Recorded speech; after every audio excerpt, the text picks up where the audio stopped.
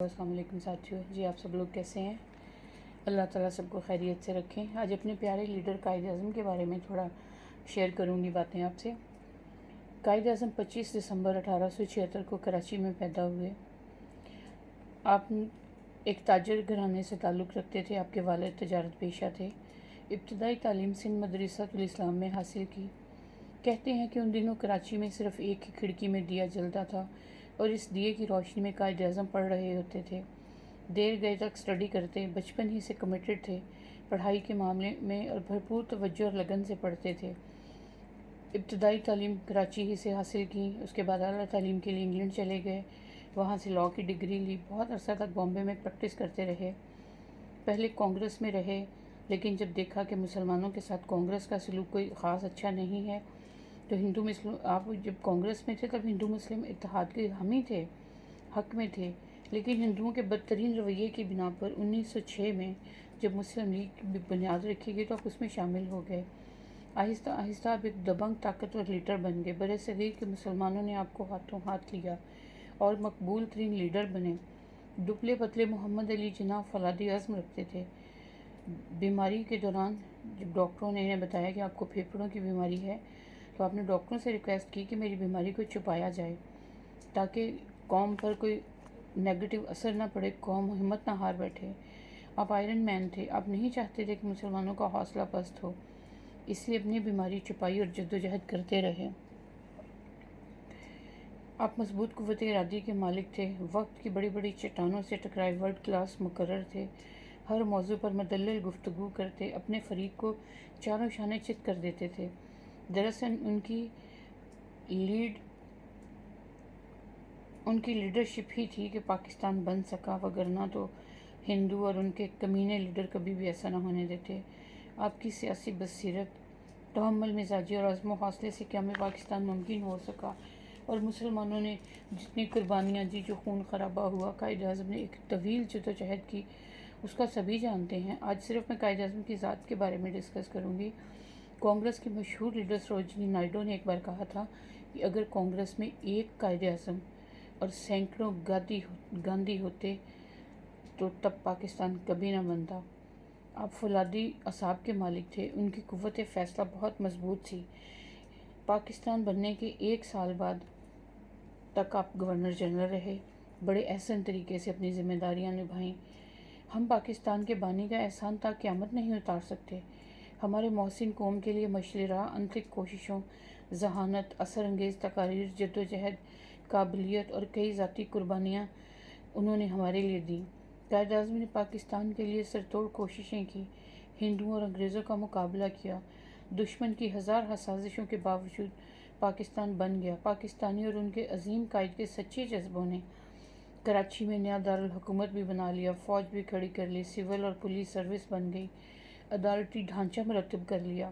چند مہینوں کے اندر اندر ایک جدید فلاحی جمہوری اور اسلامی ریاست کے تمام خد و خال تیار تھے۔ اسے کہتے ہیں قیادت کا کمال کہ مصائب کے کوہ گراں بھی روشن خیر بن گئے۔ لاکھوں کروڑوں مہاجرین کو بسایا گیا، پاکستان اپنی ڈگر پر چل پڑا۔ قائد اعظم عظیم تھے، عظیم ہیں، بہت بڑے انسان تھے۔ ہم فقیروں کو بڑا کر گئے، ہمیں پہچان، شان اور نام دے گئے پوری دنیا میں۔ وہ سچ میں 20ویں صدی پر محیط بہت عظیم تھے، ہیں اور ہمیشہ رہیں گے۔ آپ تدبر اور فراست کا مجسمہ تھے۔ آپ کا کوئی عمل حکمت سے خالی نہ تھا۔ جو اقدام کرتے اس پر پہلے غور و فکر کرتے اور ان پر عملی صورت دیتے۔ تحریک پاکستان کے دوران متعدد مراحل پر کچھ تاخیر کے مظاہرے بھی کیے، جس سے جزوی طور پر مسلمان کچھ ڈسٹرب ہوئے، لیکن جیسا آپ نے اپنے فیصلے کا اعلان کیا تو ہر شخص آپ کی عقل و دانش اور فہم و فراست کی داد دیے بنا نہ رہ سکا۔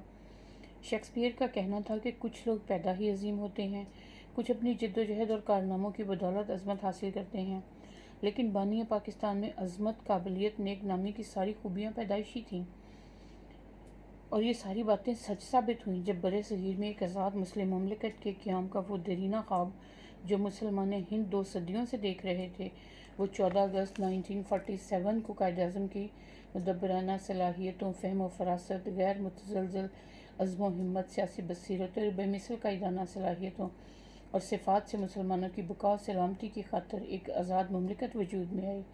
سیاست میں غیر متنازع رہنا کمال کی بات ہوتی ہے۔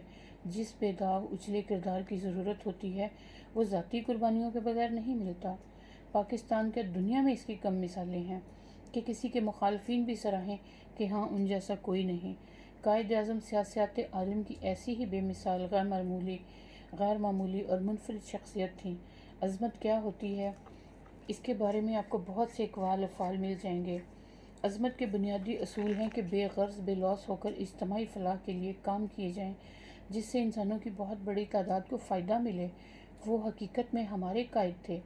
سب سے پہلے اپنی شخصیت پر ڈسپلن نافذ کیا، کام اور کام کو اصول بنایا۔ مختصر زندگی میں تخلیق پاکستان کا جو کارنامہ انجام دیا اس کی نظیر تاریخ پیش کرنے سے قاصر ہے۔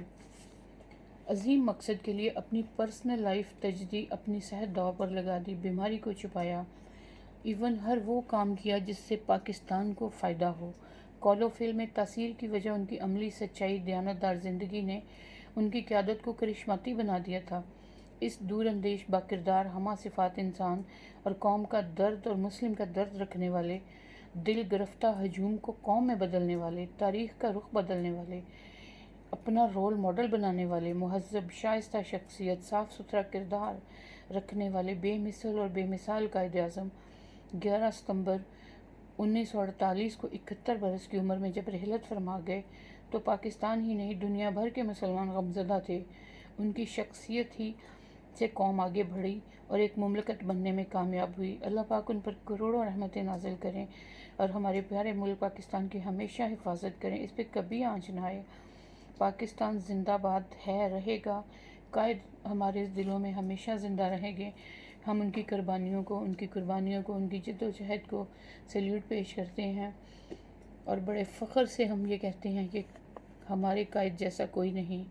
تو اسی کے ساتھ آپ سے اجازت چاہوں گی۔ پاکستان سے پیار کریں، آپ بھی، میں بھی۔ قائد اعظم نے جو خواب لے کے چلے، جس کو دیکھ کے پاکستان بنایا، ہم اس کی تعبیر میں جتنا حصہ ڈال سکیں ڈالیں۔ تو اس کے ساتھ ہی آپ سے اجازت چاہوں گی۔ انشاءاللہ کل کسی اچھے ٹاپک کے ساتھ پھر ملوں گی۔ اپنا بہت سا خیال رکھیے گا۔ اگر کوئی بھی لفظ، کوئی لائن اچھی لگی ہو تو پلیز ویڈیو کو لائک اور سبسکرائب کیجیے میرے چینل کو۔ اللہ حافظ، ٹیک کیئر۔